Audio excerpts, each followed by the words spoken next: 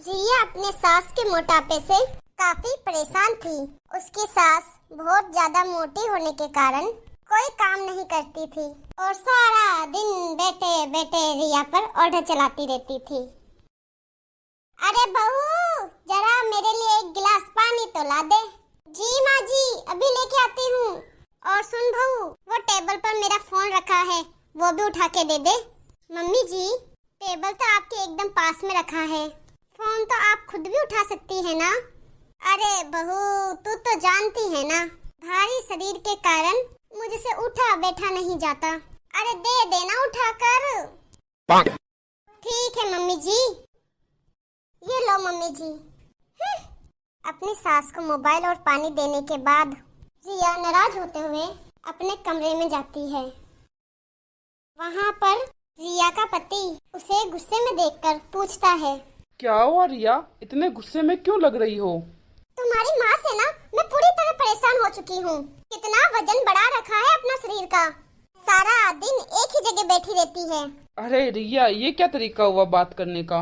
वो मेरी माँ है और तुम्हारी सास, कुछ तो सोच समझ कर बोलो। क्या सोच समझ के बोलूं मैं सनी? मैं भी इंसान हूँ ना। सारा दिन वो बैठकर मुझ पे ऑर्डर चलाती रहती है, छोटी छोटी चीजों के लिए भी मुझे आवाज देती रहती है। मैं जानता हूँ माँ बहुत आलसी है, वो कोई भी काम खुद से नहीं करना चाहती और इसीलिए उनका शरीर का वजन इतना बढ़ चुका है। वही तो मैं समझाने की कोशिश कर रही हूँ। शरीर का बढ़ा हुआ वजन मम्मी जी की भी सेहत के लिए ठीक नहीं है, आपको उन्हें समझाना चाहिए।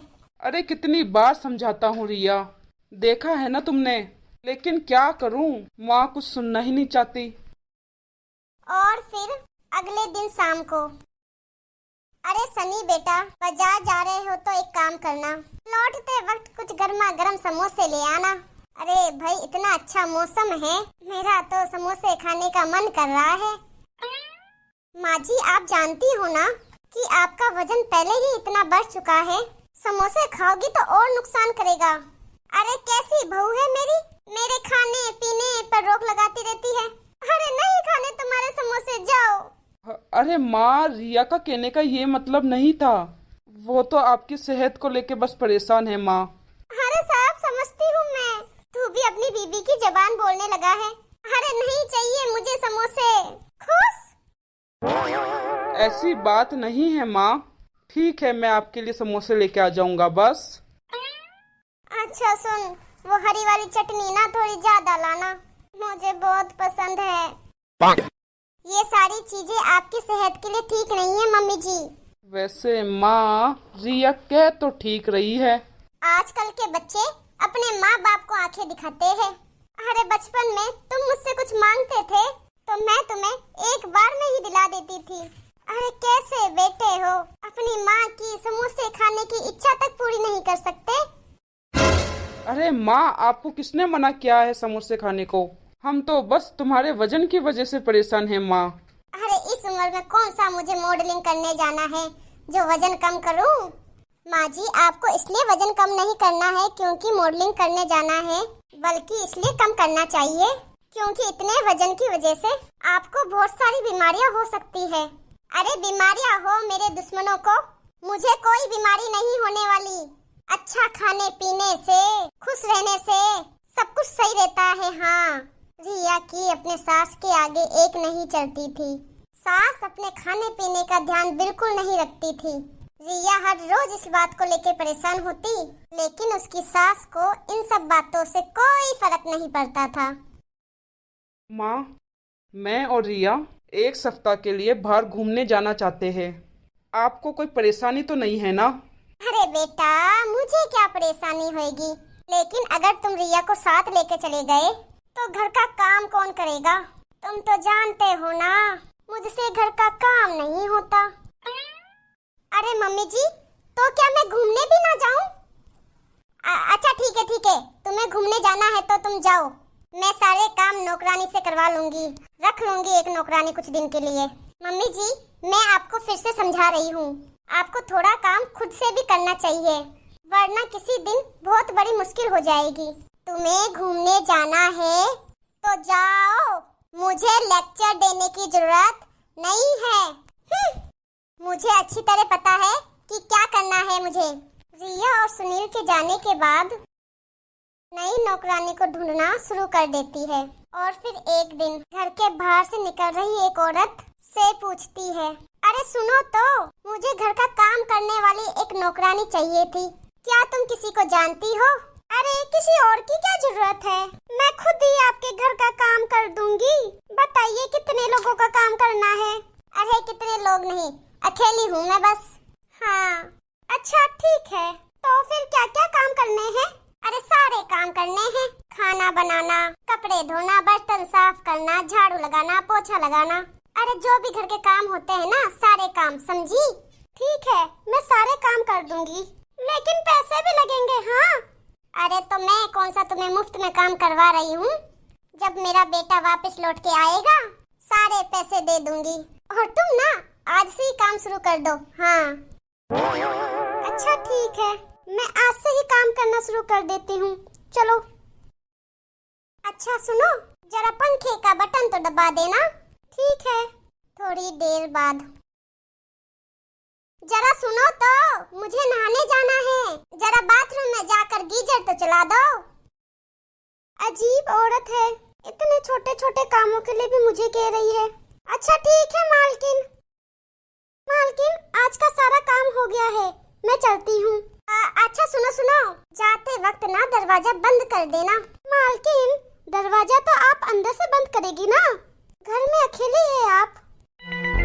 अरे अब कौन उठ के आएगा, दरवाजा बंद करेगा। अरे वैसे ही बंद करके चली जाओ ना।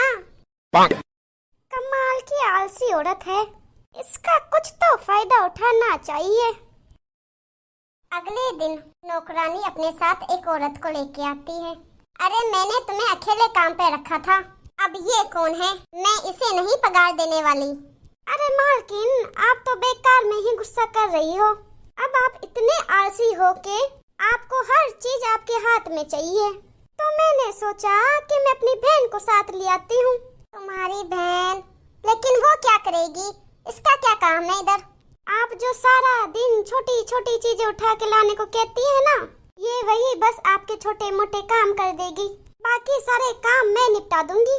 अच्छा ठीक है, मैं अपने कमरे में बैठ के टीवी देख रही हूँ, अपनी बहन को कहना मेरे लिए एक कप चाय बना के लाए।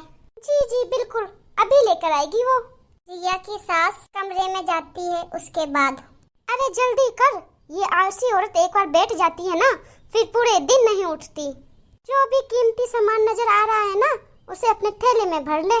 पहले उस आलसी औरत को चाय तो बना दूं, उसके बाद वो चाय पीने में मस्त हो जाएगी और हम अपना काम कर लेंगे।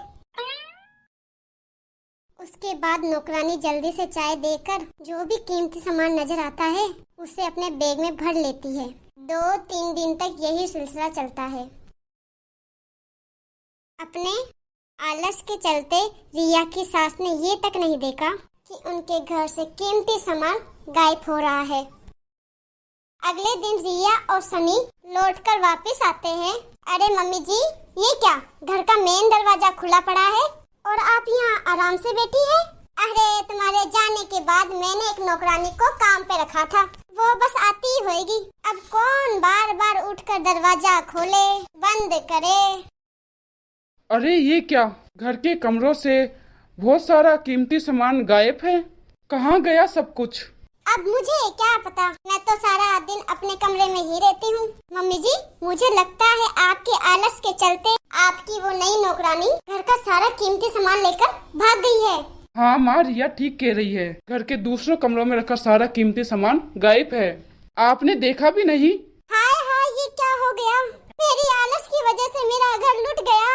हाय मम्मी जी, कम से कम आपको एक बार उठ के देखना तो चाहिए था कि वो नौकरानी हमारे घर सफाई के बहाने क्या कर रही थी। अब मैं क्या करूं, एक तो मेरा भारी शरीर, ऊपर से आलस। देखा माँ, इसलिए मैं और रिया आपको हमेशा से कहते थे कि आपको अपने आलस को कम करना चाहिए और अपनी सेहत का ध्यान रखना चाहिए। लेकिन अब पछताने का क्या, जब चिड़िया चुग गई खेत। वीडियो को आखिरी तक देखने के लिए धन्यवाद, और आप हमें कमेंट करके जरूर बताइए कि आपको हमारी वीडियो कैसी लगी, और हमारे चैनल को अभी तक सब्सक्राइब नहीं किया है तो फटाफट से सब्सक्राइब कीजिए। धन्यवाद, मिलते हैं अगली वीडियो में।